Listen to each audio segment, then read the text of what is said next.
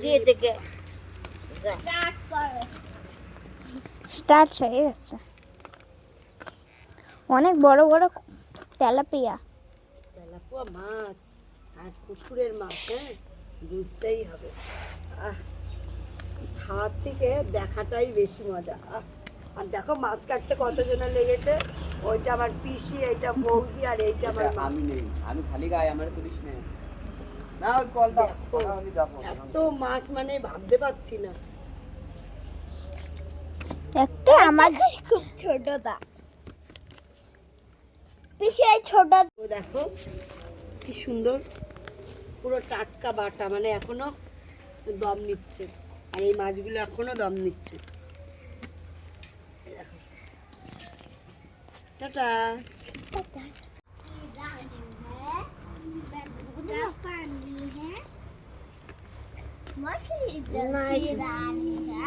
এই কয়টা করবে?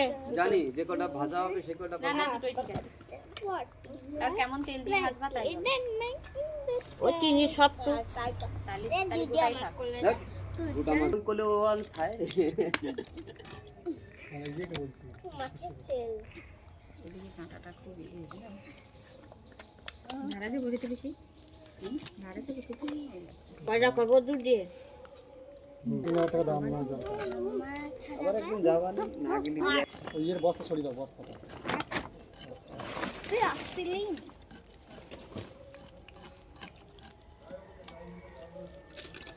ছোট একটা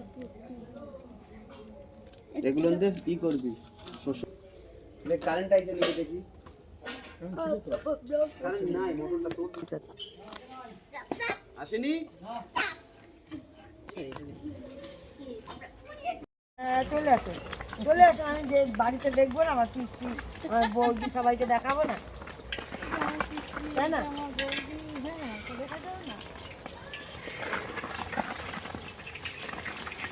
কিন্তু এগুলো ছোট বৌদি। হ্যাঁ, এই কড়াইয়ে কি জানো ছোট। এই যখন এলাকা একটা বড় লোহার খুঁটি আছে, ওরা বের করলো না, বললাম। হয়তো খুঁজে পাচ্ছি না এখন।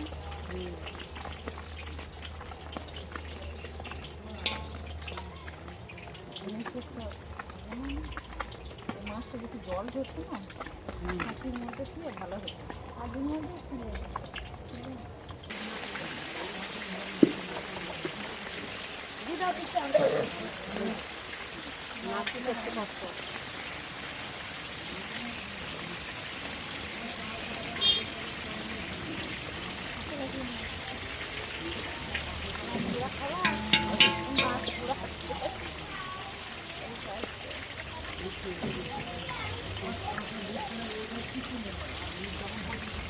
না বৌদি, না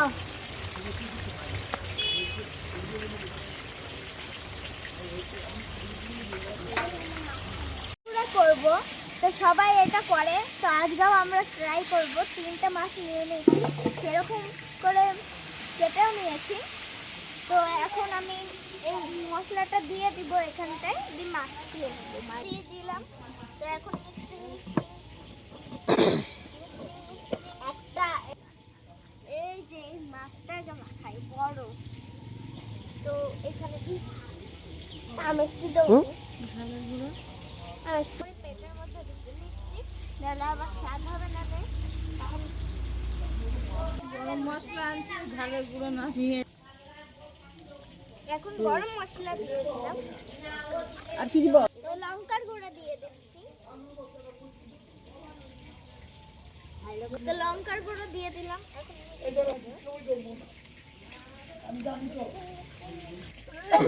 আমাদের মাখানো রেডি। আবার এইখানে করবো এবার আমরা